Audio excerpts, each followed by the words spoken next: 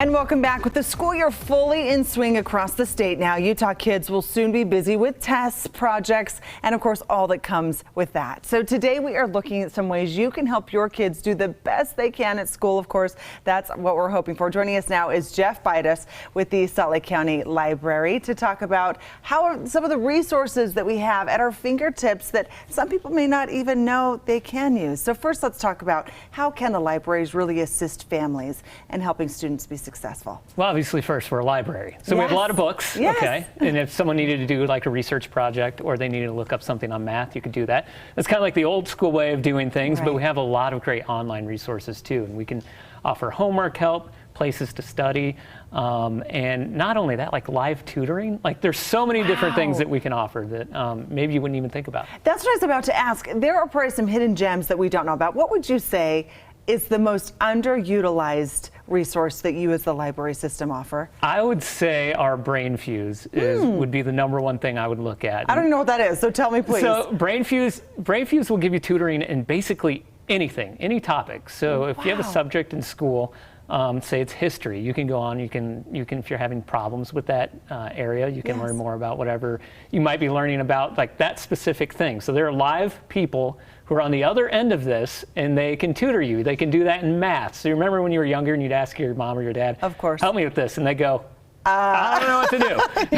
Yes. Well, now when you ask someone to help you, there's someone there, and they can live tutor that. They'll write that problem out for you and help you solve that problem and show you that pathway to that answer so you can take that back to your classroom and use it later. Is that through the computer system at the libraries? Is that how they access it? Yes. Okay. So all you have to do is have a library card and you would log on. Once you're logged on, you're good to go. And you just go into the Brainfuse. It's kind of like a website.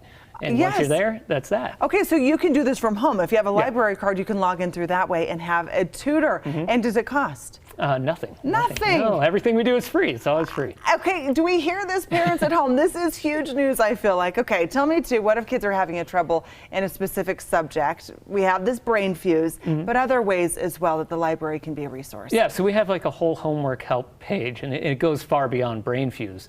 So if you go to thecountylibrary.org and just type in homework on the back end of that, you can go in there, and we have, it seems like unlimited resources for you to dig up research or find out how the math problem works, or if you don't understand, say like what mitochondria does in a cell or something like that, it's there. So all that stuff is there, and it's just under that one tab, and it's laid out so nicely.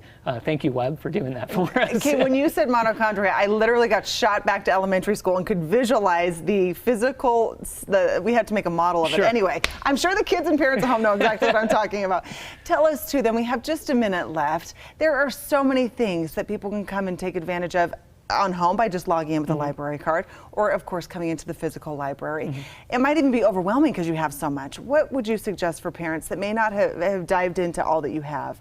Where would you say start here, parents, for your students? I would say start right at that homework page. So it's thecountylibrary.org/homework. And it's laid out really nicely. And if you need a spot to study, we have such quiet study rooms.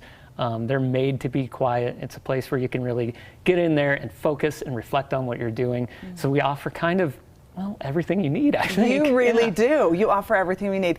Thank you for coming today. We are so grateful for the library system and all that it offers our communities. For more information, I'm assuming this is where you want people to go?